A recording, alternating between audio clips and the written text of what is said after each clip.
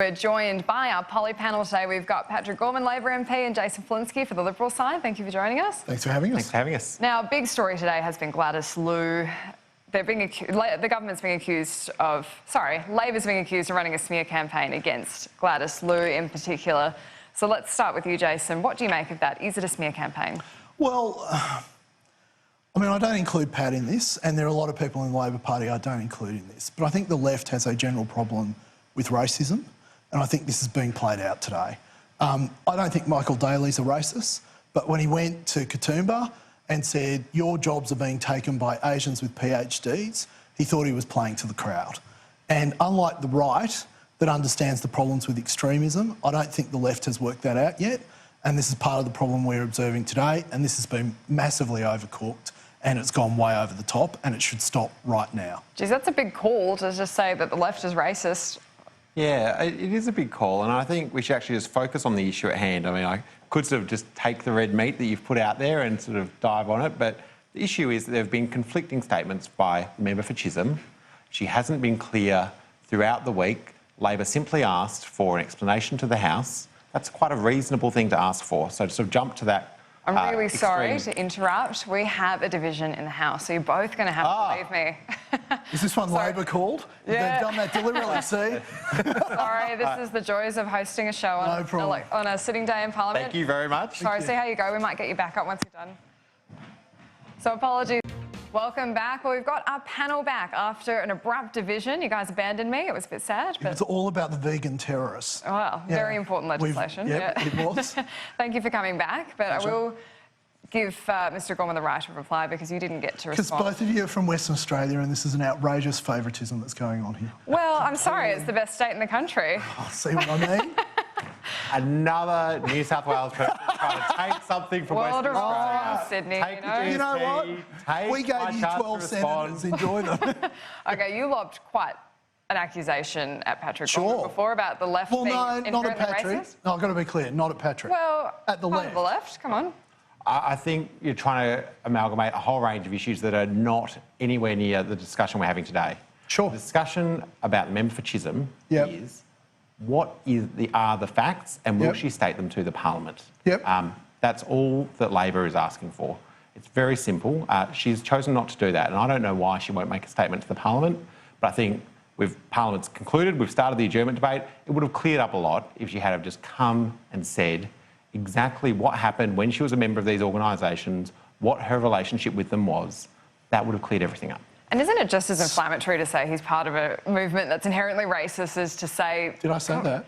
Well, we said the left is racist. Jason? I didn't say it. I said that the left has a problem with racism, and I stand by that. But on the same... I stand by that. I'm sorry, it's just the truth. This is from the party that does a deal with One Nation.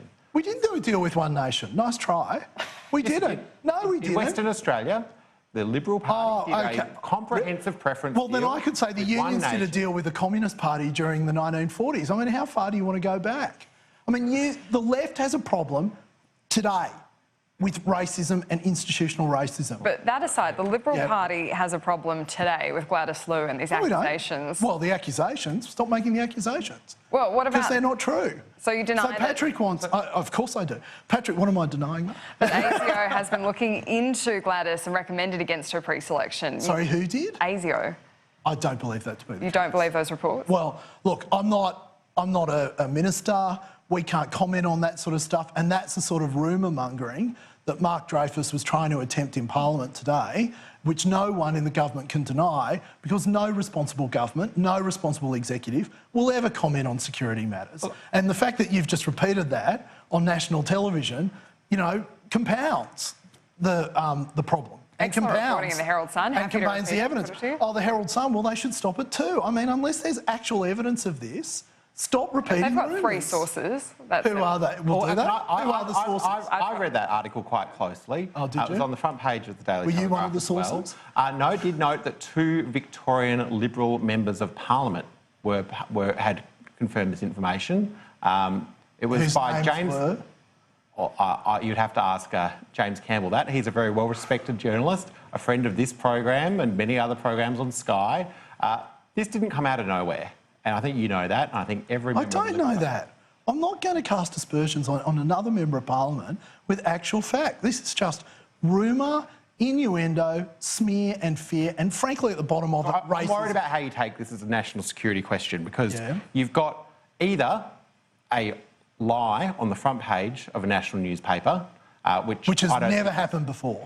I don't think it's the case here, but I don't know, and I wouldn't know. I'm not part of the executive. But she could have clarified this if she got up and made a statement. So she's made a statement. She's issued a statement. Which contradicts her earlier comments. Yeah, of course. And there's been an admission that the interview was clunky. She misspoke. No one cares if it's clunky. People care if it's incorrect. And it was incorrect. There's no admission to that it was incorrect. She's put out a clarifying statement. The Manager of Government Business, the Attorney-General of Australia, went into the House today and described the issues and laid out the facts quite clearly.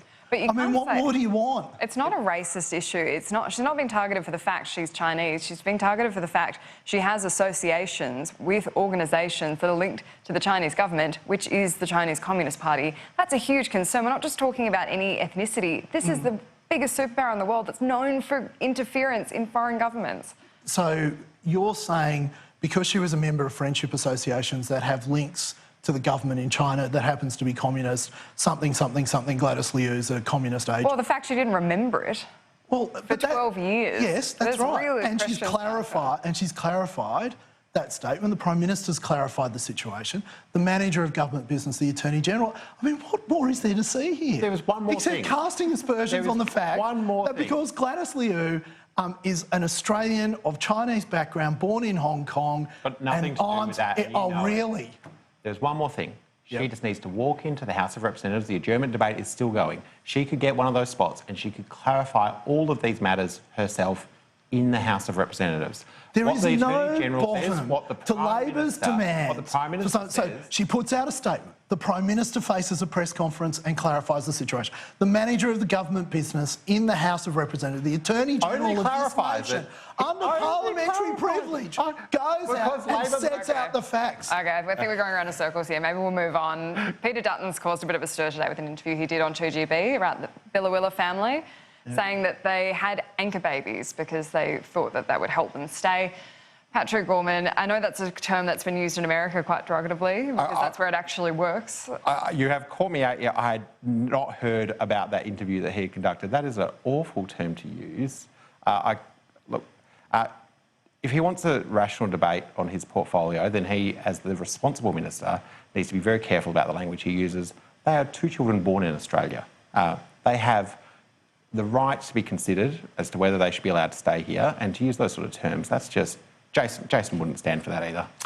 Look, I don't, like Patrick, know anything about this interview, and I would say that the... So his argument is that they knew... I know what the argument is. Okay. I guess what I would say is that our hearts go out in any of these situations to people who are clearly feel that they want to stay in this country. All of us want to stay in this country for obvious reasons. We've made it clear that we need to deal with this process under the law. We've done that so far. They are free to apply to return to Australia under the laws of this nation. The Minister has said he will deal with that according to the law. I can't comment on an interview I didn't hear, I'm sorry. No, that's all right, but I can tell you that's what he did say. It's all on the record, we had it before, but... I'll tell you, having just heard it, he should apologise. That is just disgraceful language. Simple as that. When it comes to what was happening in Parliament today as well, there was 2 questions put to David Littleproud about whether climate change is man-made or real. Are you going to put on the record? Is it man-made or real? Man-made or naturally occurring? Climate change is occurring. Yeah. Clearly, humanity's actions on the planet are contributing, if not the major... Well, clearly the major driver of climate change. And David Littleproud said as much at the dispatch box today in question time. He did say he was interrupted. We did replay it. He did have a few cracks at it, but it seems like he misunderstood. What do you make of the misspeak? Climate change is human activity caused. That is a fact. That is what all of the scientific evidence tells us. What we've really seen with Minister Littleproud is that this government is all over the place on climate policy, all over the place on energy policy. There is no... So, what's your climate and energy policy at the moment? Under review. It is under review. I think you wouldn't find anyone in the Labor Party that doesn't believe in climate change, doesn't believe that we need to act. And this has been a decade-long fight in this place. I was a staffer here when we were fighting about the carbon pollution reduction scheme, or a normal emissions trading scheme. There was a great time in Australian politics where that was a bipartisan position of the Labor Party and the Liberal Party.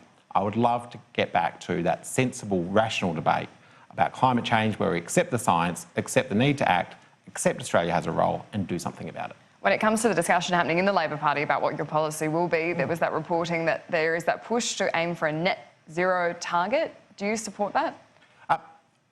Ultimately, at some point, you are going to need to get to a net zero emissions. The timeline of those things is part of the discussion that we're having at the moment. And the cost. And the cost, and there's no... How much do you think it would cost? Well, you look at these things over the long term. The states that are looking at this are talking about 2050 as their goal, and it's a number of state governments of multiple political persuasions that are looking at this. These things do have costs, but there's also the cost of inaction. The cost of inaction is that we might make a disastrous mistake about the future of this planet, and I'd rather err on the side of caution. What do you think about a net zero target? Should the Liberal Party be setting one? Look, we've got a lot of good policies in place about reducing our carbon emissions in line with our agreements in the Paris Agreement. I think the problem that you have is that if we start getting ahead of the pack, we deleverage our capacity to go and negotiate at Paris Mark II. We want to be in a position where we can actually get the major polluters of the world on side to start reducing their carbon emissions. You also got to attend the negotiations. The Prime Minister's not attending the climate change conference in New York when he's in New York. So don't tell us that it's all about having a good negotiating position if you're not even going to rock up. Well, we are rocking up. The Australian government is rocking up to these negotiations. Who's attending? We're an active participant. The Prime Minister's not attending, that's all I know. OK, I'm sorry, I'll speak to him about popping his head in. I do believe that make a difference? I believe it is. My whole electorate would appreciate it. Thank you very much, Jason. I'll let him know that you will appreciate it. Well, I think one of the things that's on the hook for the Australians is we can't send a leader unless we're going to make an announcement. We can't have a leader speak unless you're going to commit to a further reduction target. So that's really... Is this Labor wedging the government on this one conference? It's very normal. That is part of UN Leaders Week, that conference. It is not unusual that Australian Prime Ministers... So which other leaders are attending on that basis? I don't know. It's probably confidential at the moment. I'm sure there's a brief in the Prime Minister's office that would tell us. Well, I can't think of one other nation that's committing to carbon emission reduction targets, or further reduction targets, sorry. I've heard Germany today, yeah. Germany might, but anyone else? I think the announcements can also be about climate change financing. They're not necessarily just announcements. Well, we've got great stuff to talk about on that. Well, he should attend. Well, OK. I'll let him know. Finally, just to wrap, what did you guys make of this sitting week? Maybe we'll go to Patrick Gorman first. How did you think the government performed? Very well. Look, I think they came without Jason performed very well. The rest of his colleagues came without an economic plan, no plan to do anything about New Start, no plan to get this economy moving, and we leave with no plan. We didn't even get an explanation from the member for Chisholm. It was a pretty disappointing week. What about you? What did you make of Labor's performance this week? Very amusing. No, look, I think this was a good week for the country and for the Parliament, generally speaking. We managed to get a lot of legislation through the lower house. I don't know what the Senate's doing. No one ever does, really. And, and a lot of great things. Today we spoke on reforms to superannuation, protecting members' rights. We talked about reforms to Veterans' Affairs and Veterans' pensions. We've spoken this week about a whole range of matters that I think will, set the country up for the long term. Well, so very gracious of you. You have to go, don't you? Yeah, no, but very gracious, not taking the free hit that I would have given you. But no, Jason Falinski, Patrick Gorman, thank you for coming back after having to rush down to the house. It's great to be here twice. It's good for our Fitbits, right? Exactly. Now, that's where